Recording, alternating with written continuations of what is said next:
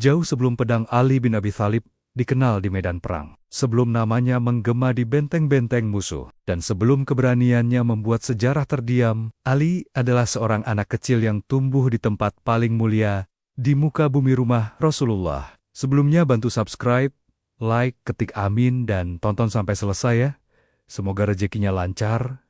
Amin. Ali bin Abi Thalib lahir di tengah masyarakat Quraisy yang keras. Mekah adalah kota dagang, penuh persaingan, kebanggaan kabilah, dan tradisi jahiliyah yang mengakar kuat. Namun takdir Allah menempatkan Ali pada jalur yang berbeda. Ia bukan hanya keponakan Nabi Muhammad, tetapi juga anak yang dibesarkan langsung dalam asuhan beliau. Ketika Mekah dilanda masa sulit dan Abu Thalib mengalami kesempitan ekonomi, Rasulullah mengambil Ali kecil untuk tinggal di rumahnya. Sejak saat itu, Ali hidup bersama manusia paling mulia, menyaksikan akhlak yang tidak pernah ia lihat pada siapapun sebelumnya. Ia melihat kejujuran yang tak tergoyahkan, kelembutan yang tidak lemah, dan ketegasan yang selalu adil. Ali tumbuh dengan mata yang menyaksikan syalat di malam sunyi, doa-doa panjang, dan keheningan penuh makna. Ia belum memahami semuanya, tetapi hatinya merekam setiap gerak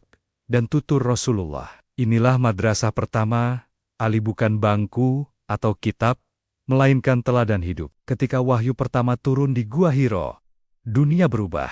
Rasulullah pulang dengan tubuh gemetar, dan Khadijah menenangkan beliau dengan kalimat-kalimat yang kelak menjadi penguat iman umat.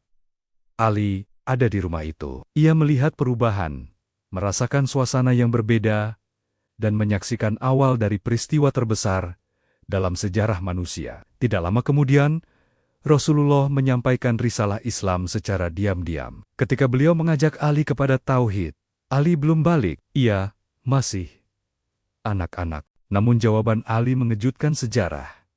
Ia tidak ragu. Ia tidak meminta waktu. Ia tidak bertanya kepada siapapun. Ali menerima Islam dengan hati yang jernih. Ia menjadi anak pertama dari kalangan pemuda yang masuk Islam. Bukan karena ikut-ikutan, bukan karena tekanan, tetapi karena hatinya mengenal kebenaran.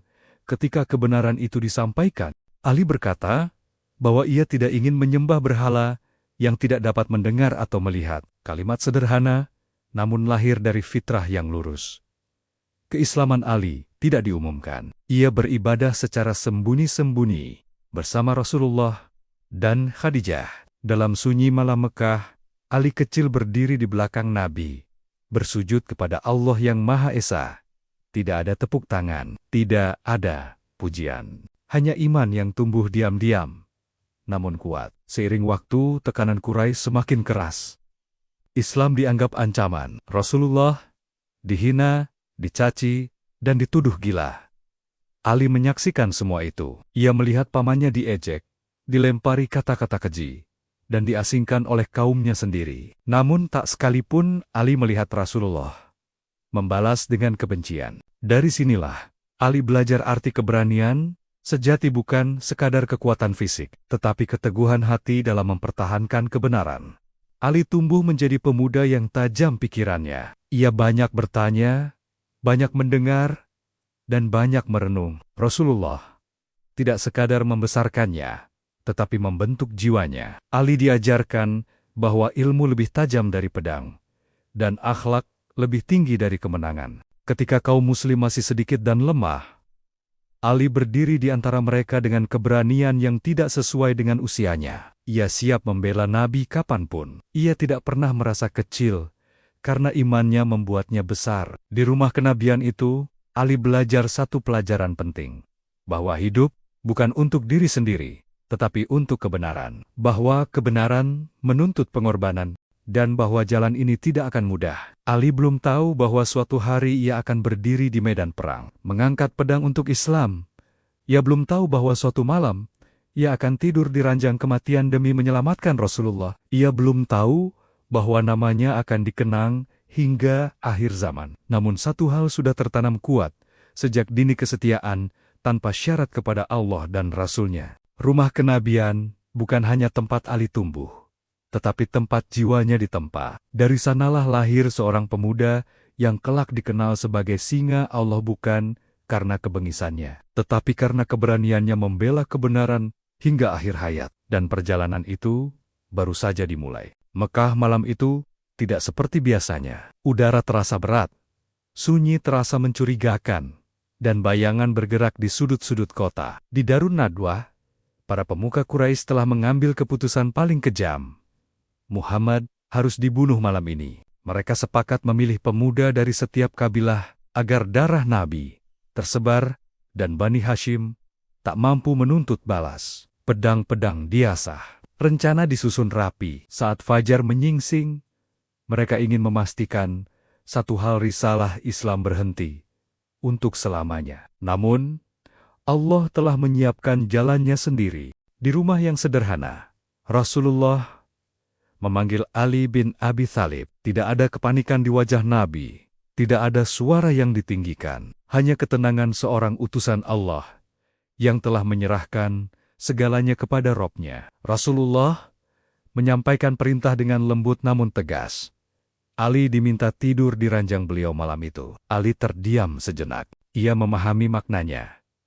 Ia tahu rumah itu telah dikepung. Ia tahu pedang-pedang menunggu. Dan ia tahu fajar bisa menjadi akhir hidupnya. Namun Ali tidak bertanya, "Bagaimana jika aku mati?" Ia hanya bertanya satu hal, "Wahai Rasulullah, apakah dengan itu engkau selamat?" Ketika Rasulullah menjawab iya, wajah Ali tenang. Tidak ada keraguan, tidak ada tawar-menawar. Malam itu, Ali bin Abi Thalib, pemuda yang dibesarkan di rumah kenabian, memilih hidupnya sebagai tebusan keselamatan Nabi. Ia mengenakan selimut hijau khas Rasulullah dan berbaring di ranjang itu. Di luar, langkah-langkah kaki para pembunuh semakin dekat. Dari celah pintu dan jendela, mata-mata Quraisy mengintai. Mereka yakin Muhammad masih di dalam. Mereka menunggu waktu yang tepat. Ali berbaring dalam gelap. Detak jantungnya tenang. Ia sadar sepenuhnya. Ia tahu setiap detik bisa menjadi yang terakhir. Namun di hatinya tidak ada ketakutan, yang ada hanyalah keyakinan. Jika malam ini ia mati, maka ia mati di jalan Allah. Jika ia hidup, maka hidupnya akan ia serahkan sepenuhnya untuk Islam. Sementara itu, Rasulullah keluar dari rumah tanpa terlihat. Allah menutup penglihatan para pengepung. Ayat-ayat perlindungan dibacakan. Rencana Quraisy runtuh.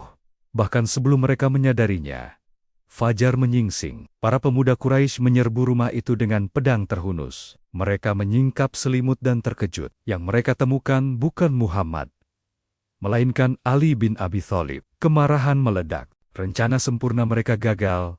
Muhammad telah pergi. Islam tidak berhenti. Dan seorang pemuda berdiri di hadapan mereka, hidup, berani, dan tidak gentar.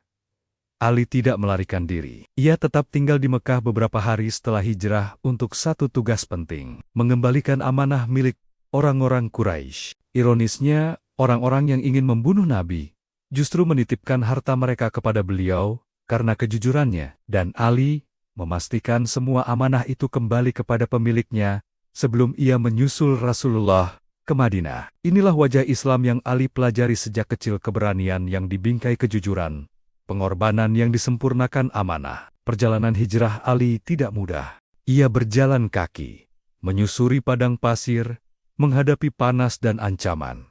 Namun setiap langkahnya dipenuhi makna. Ia tidak sekadar berpindah tempat, tetapi melanjutkan pengorbanan yang telah ia mulai di ranjang kematian itu. Ketika akhirnya Ali tiba di Madinah, Rasulullah menyambutnya dengan penuh kasih. Luka di kaki Ali menjadi saksi perjalanan panjangnya. Namun luka itu terasa ringan dibandingkan kehormatan yang Allah berikan, kehormatan sebagai pemuda yang rela mati demi keselamatan Nabi. Malam hijrah itu menjadi titik balik.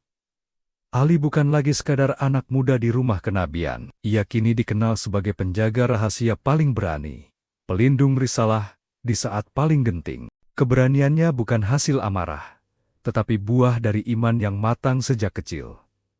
Sejarah mencatat banyak pahlawan, namun hanya sedikit yang berani menyerahkan nyawanya tanpa pertempuran, tanpa sorak-sorai, tanpa saksi kecuali Allah. Ali melakukannya dalam senyap, di ranjang yang dikepung kematian. Dan dari malam itulah, dunia Islam mengenal satu kebenaran. Singa Allah tidak selalu mengaum di medan perang.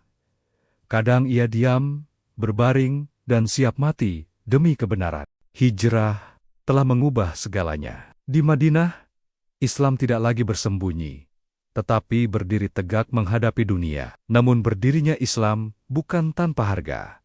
Quraisy tidak tinggal diam. Mereka bersiap menghancurkan umat yang masih muda ini. Dan di tengah ancaman itu, Ali bin Abi Thalib berdiri tenang, siap, dan tak pernah mundur. Perang Badar adalah ujian besar pertama. Jumlah kaum muslim jauh lebih sedikit, persenjataan terbatas, dan pengalaman perang belum sebanding dengan musuh. Namun, iman memenuhi barisan mereka. Ali berada di garis depan. Masih muda, namun matanya menyala. Ketika duel pembuka dimulai, Ali maju tanpa ragu. Pedangnya terhunus, bukan karena kebencian, tetapi karena keyakinan bahwa kebenaran harus dijaga. Di Badar, Ali menunjukkan bahwa keberanian sejati lahir dari iman. Ia bergerak cepat, tegas, dan terukur. Setiap ayunan pedangnya bukan sekadar serangan, tetapi perlindungan bagi Rasulullah dan kaum muslim. Hari itu, Allah menurunkan pertolongannya, dan Badar menjadi kemenangan yang mengubah sejarah. Namun, kemenangan itu tidak membuat Ali tinggi hati. Ia sujud syukur. Ia tahu, kemenangan bukan milik pedang, tetapi milik Allah. Setahun kemudian, Uhud datang dengan luka. Kaum muslim diuji bukan karena kekurangan iman, tetapi karena kelalaian. Ketika barisan kacau dan pasukan Quraisy menyerang balik, banyak yang goyah. Isu wafatnya Rasulullah menyebar, kepanikan melanda. Namun, Ali tetap berdiri. Ia melihat Rasulullah terluka, darah mengalir, musuh mendekat dari segala arah. Ali bergerak cepat, menjadi perisai hidup. Ia menghadang serangan, melindungi Nabi dengan tubuhnya sendiri. Setiap langkah Ali adalah penolakan terhadap kekalahan. Hari itu, tubuh Ali penuh luka. Namun ia tidak mundur, ia tidak berpaling, ia tidak ragu. Ketika sebagian pasukan terpukul mundur, Ali tetap di depan seolah berkata dengan tindakannya, "Selama aku berdiri, Islam tidak akan jatuh." Uhud bukan kemenangan militer, tetapi kemenangan kesetiaan. Dan Ali lulus dalam ujian itu. Perang Khandak adalah perang kesabaran. Pasukan Azab mengepung Madinah dengan jumlah besar. Kaum muslim menggali parit sebagai pertahanan. Hari-hari berlalu dalam tekanan, harapan seolah menipis. Lalu muncullah seorang pendekar Quraisy yang melompati parit dan menantang duel. Ketakutan menyelimuti barisan. Duel itu bukan sekadar adu kekuatan, itu adalah pertaruhan nyawa umat. Ali maju. Rasulullah mengizinkannya. Ali melangkah dengan keyakinan penuh. Duel itu singkat, namun menentukan. Dengan pertolongan Allah, Ali menumbangkan lawannya. Takbir menggema, semangat umat bangkit kembali. Allah menggagalkan rencana besar musuh dengan satu keberanian yang lahir dari iman. Hari itu, Rasulullah bersabda bahwa satu tebasan Ali lebih bernilai dari ibadah manusia dan jin. Bukan karena pedangnya, tetapi karena dampaknya bagi kelangsungan Islam. Pedang yang tidak pernah lepas dari akhlak. Di setiap pertempuran, Ali bukan hanya pejuang, ia adalah penjaga adab. Ia tidak menyerang yang lemah, ia tidak melukai yang menyerah. Ia tidak bertindak karena amarah. Pedangnya terikat pada iman, dan imannya terikat pada Rasulullah. Ali berperang bukan untuk dikenal. Ia tidak mencari pujian, bahkan ketika namanya mulai disegani, ia tetap rendah hati. Ia lebih banyak diam, lebih banyak mendengar, dan lebih banyak merenung. Rasulullah melihat itu. Beliau melihat bahwa Ali bukan hanya kuat secara fisik, tetapi matang secara ruhani. Ali tidak pernah terpisah dari ilmu. Bahkan, di tengah perang, ia belajar, menghafal, dan memahami. Pedang dan ilmu tumbuh bersama dalam dirinya, pelindung di saat Islam diambang kehancuran. Setiap kali Islam berada di titik paling genting, Ali ada di sana. Ia tidak selalu disebut. Ia tidak selalu dipuji, namun kehadirannya selalu terasa. Ia adalah tembok terakhir ketika yang lain goyah. Ali tidak pernah menanyakan, "Apa yang akan aku dapatkan?" Ia hanya bertanya, "Apa yang Islam butuhkan?" Dan karena itulah, Allah meninggikannya. Dari Badar hingga Khandak, satu benang merah terlihat jelas. Ali tidak pernah mundur, bukan karena ia tidak mengenal takut, tetapi karena ia mengenal Allah.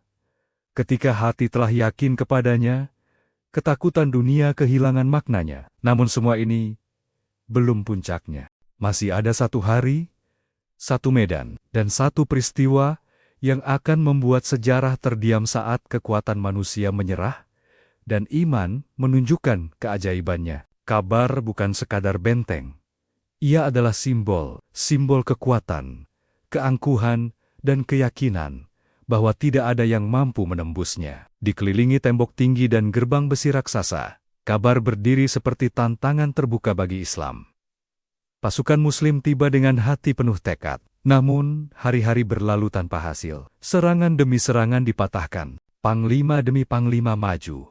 Namun benteng itu tetap berdiri. Keletihan menyelinap, harapan diuji. Malam itu, Rasulullah bersabda dengan suara yang mengguncang hati para sahabat. Besok aku akan menyerahkan Panji kepada seseorang yang mencintai Allah dan Rasul-Nya. Dan Allah serta Rasul-Nya mencintainya. Melalui tangannya, Allah akan memberikan kemenangan. Malam Madinah dikabar menjadi sunyi. Setiap sahabat berharap, namun tidak ada yang berani meminta. Semua tahu, Panji itu bukan hadiah, adalah amanah berat. Pagi yang mengubah segalanya, pagi tiba. Rasulullah memanggil satu nama, Ali bin Abi Thalib. Namun Ali tidak datang dengan langkah gagah. Ia datang tertatih. Matanya sakit parah. Ia hampir tidak bisa melihat. Seorang pejuang besar, kini tampak lemah secara fisik. Rasulullah mendekat, meludahi matanya, dan mendoakan kesembuhan. Dalam sekejap, rasa sakit itu hilang. Pandangan Ali jernih, tubuhnya tegak, bukan karena mukjizat semata tetapi karena iman yang menguatkan jasad. Panji diserahkan. Ali tidak melonjak. Ia tidak bersorak. Ia hanya mengangguk, lalu bertanya dengan tenang, "Wahai Rasulullah, atas dasar apa aku memerangi mereka?" Pertanyaan itu bukan ragu, itu akhlak. Rasulullah menjawab agar Ali mengajak mereka kepada Islam terlebih dahulu. Karena satu orang mendapat hidayah lebih baik dari dunia dan seisinya. Ali mengangguk. Panji berkibar. Dan sejarah pun bergerak. Duel yang membuka pintu takdir. Gerbang kabar terbuka. Seorang pendekar Yahudi maju terkenal, kuat, dan ditakuti.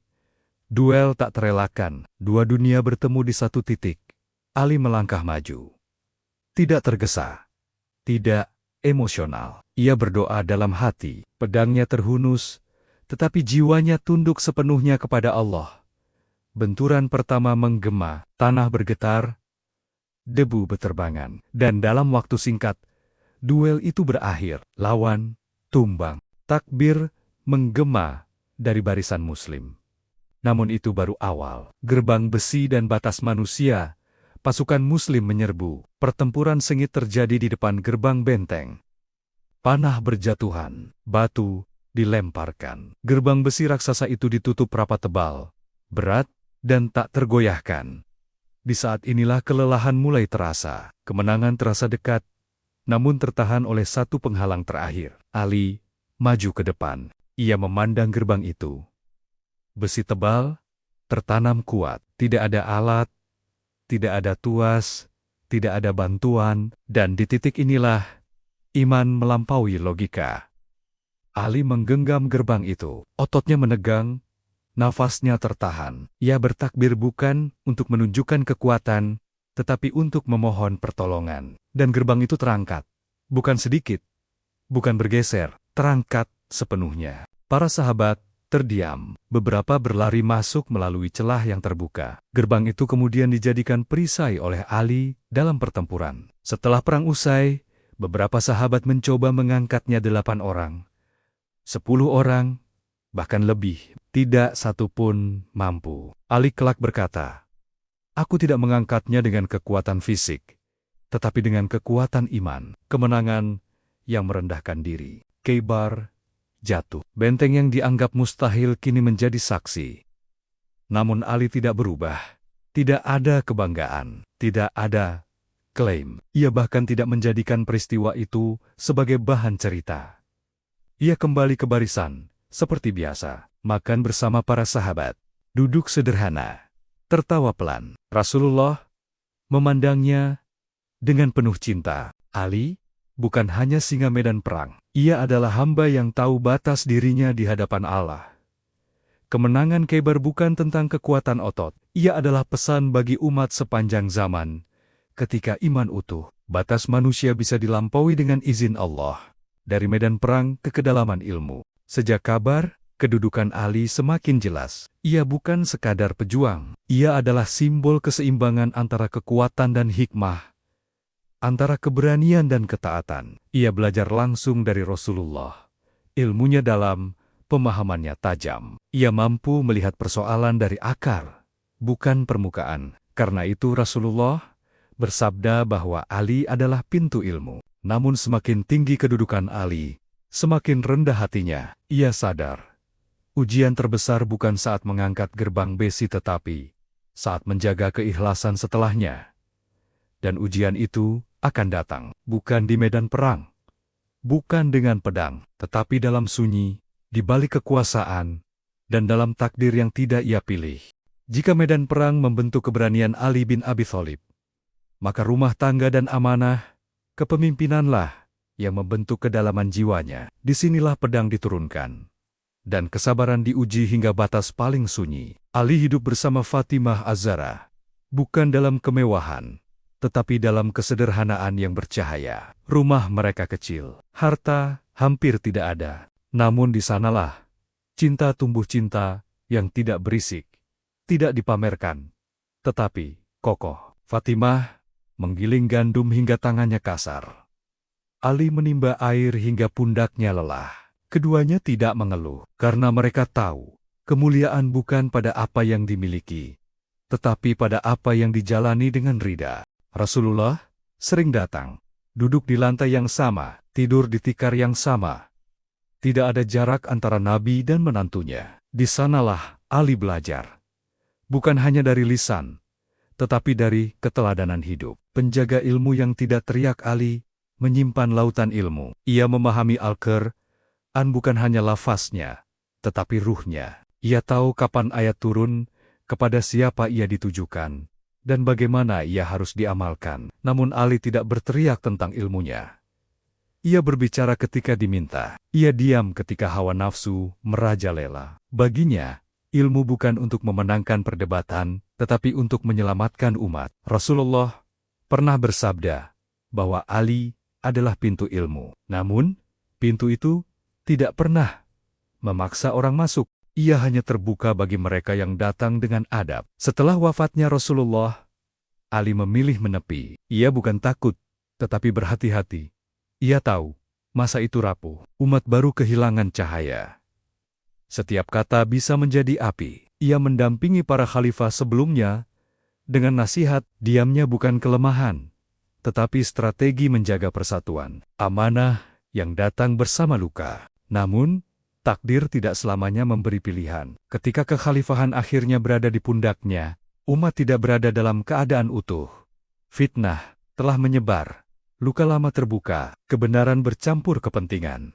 Ali menerima amanah itu dengan hati berat. Ia tahu, ini bukan kemenangan, ini adalah ujian paling kejam dalam hidupnya. Ia memimpin bukan dengan kompromi kebatilan. Ia menolak ketidakadilan, meski harus kehilangan dukungan. Ia mengembalikan harta yang diselewengkan, meski membuat banyak orang berbalik memusuhi.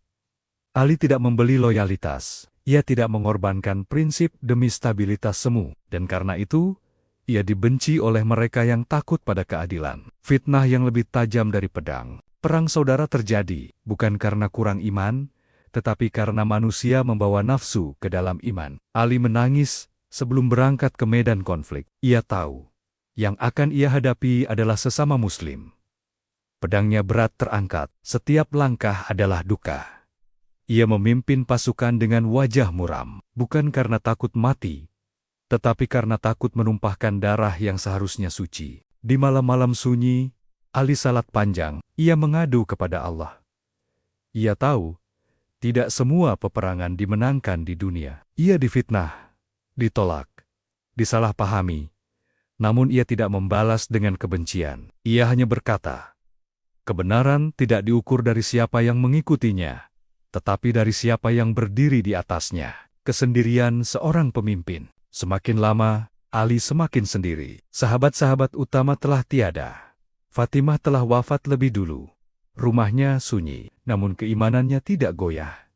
Ia berjalan di pasar tanpa pengawal, menyapa fakir miskin, menegur pedagang curang. Ia adalah khalifah, namun hidup seperti rakyat jelata. Malam-malamnya dipenuhi tangis. Bukan karena lemah tetapi karena ia memikul umat di pundaknya. Ali tahu, ujian terbesar seorang pemimpin bukan saat dicintai, tetapi saat tetap adil meski dibenci. Dan di tengah badai fitnah itu, ia tetap tegak.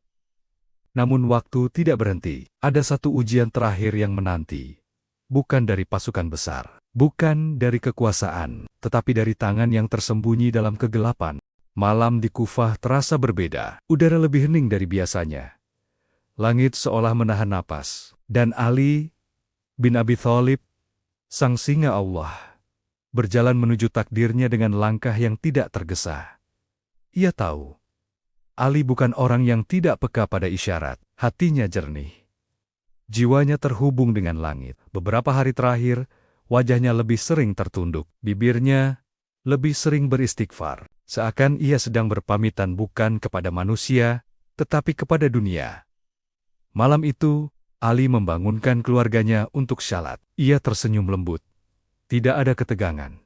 Tidak ada ketakutan. Hanya ketenangan orang yang telah berdamai dengan ajal. Ketika keluar rumah, burung-burung berkicau gelisah. Ada yang mengatakan, Ali menatap mereka dan berkata pelan, biarkan mereka. Mereka sedang meratap. Ia melangkah menuju Masjid Kufah, tempat yang ia cintai, tempat ia menangis dalam sujud, tempat ia mengajarkan ilmu, dan tempat di mana darahnya akan menyentuh mihrab. Subuh yang membelah sejarah azan subuh berkumandang. Ali memasuki masjid, langkahnya mantap, wajahnya bercahaya dalam remang fajar. Ia berdiri di mihrab tempat paling dekat antara hamba dan Robnya. Tak ada pengawal, tak ada kecurigaan. Karena Ali percaya, hidup dan mati ada di tangan Allah saat ia sujud. Datanglah serangan itu, pedang beracun menghantam kepalanya. Darah mengalir, membasahi janggut yang selama hidupnya basah oleh air wudhu dan air mata doa. Ali tersungkur, namun dari bibirnya tidak keluar teriakan, tidak ada makian, tidak ada amarah. Yang keluar justru kalimat yang mengguncang langit dan bumi. Fuztu warabil Ka'bah, demi Tuhan Ka'bah, aku telah menang. Ia tidak berkata aku terbunuh. Ia berkata, aku menang. Karena bagi Ali, kemenangan sejati bukan hidup lebih lama, tetapi mati dalam ketaatan. Luka yang menjadi cahaya Ali dibawa pulang. Luka itu parah, racun telah menyebar. Semua tahu, ini adalah akhir. Namun lihatlah Ali. Ia tidak mengutuk penyerangnya. Ia justru berpesan, agar pelaku diperlakukan dengan adil, tidak disiksa, tidak dizalimi. Jika ia wafat, hukumlah sesuai syariat bukan dendam. Bahkan, di detik-detik terakhir hidupnya, Ali masih menjaga keadilan. Ia memanggil anak-anaknya, Hasan dan Husain, mendekat dengan mata basah. Ali memandang mereka lama, pandangan ayah yang tahu, perpisahan ini nyata. Pesannya sederhana, namun berat. Bertakwalah kepada Allah. Jangan tinggalkan sholat. Jangan terpesona oleh dunia. Jadilah penolong bagi yang dizalimi. Tidak ada wasiat kekuasaan. Tidak ada pesan politik. Yang ada, hanya warisan akhlak. Sunyi yang menyentuh langit ketika Ali menghembuskan napas terakhirnya. Dunia Islam terdiam. Masjid Kufah menangis. Kota itu seakan kehilangan ruhnya. Seorang lelaki yang hidup sederhana, namun memikul sejarah umat, kini kembali kepada Robnya. Jenazah Ali dimakamkan secara sederhana. Tidak ada iring-iringan megah, tidak ada pengumuman besar. Karena Ali hidup, bukan untuk dikenang tetapi untuk diteladani. Dan begitulah ia wafat. Bukan di atas singgasana, bukan di medan perang besar, tetapi di mihrab subuh tempat terjujur seorang hamba. Warisan yang tak pernah mati, Ali bin Abi Thalib, telah tiada. Namun jejaknya tidak pernah hilang. Keberaniannya hidup dalam setiap muslim yang membela kebenaran. Ilmunya hidup dalam setiap pencari hikmah. Kesabarannya hidup dalam setiap pemimpin yang tetap adil, meski disakiti. Ia adalah singa Allah bukan karena kekuatan ototnya, tetapi karena keteguhan imannya. Ia pernah mengangkat gerbang kabar, namun lebih berat dari itu ia mengangkat beban umat dengan kesabaran. Dan ia rela tidur di ranjang Nabi demi keselamatan risalah. Lalu rela wafat di mihrab demi kesempurnaan ibadah. Ali telah pulang, namun cahayanya terus berjalan, dan selama masih ada hati yang rindu pada kebenaran, nama Ali bin Abi Thalib tidak akan pernah padam. Sampai jumpa di kisah berikutnya, hanya di Serambi Kufah. Terima kasih.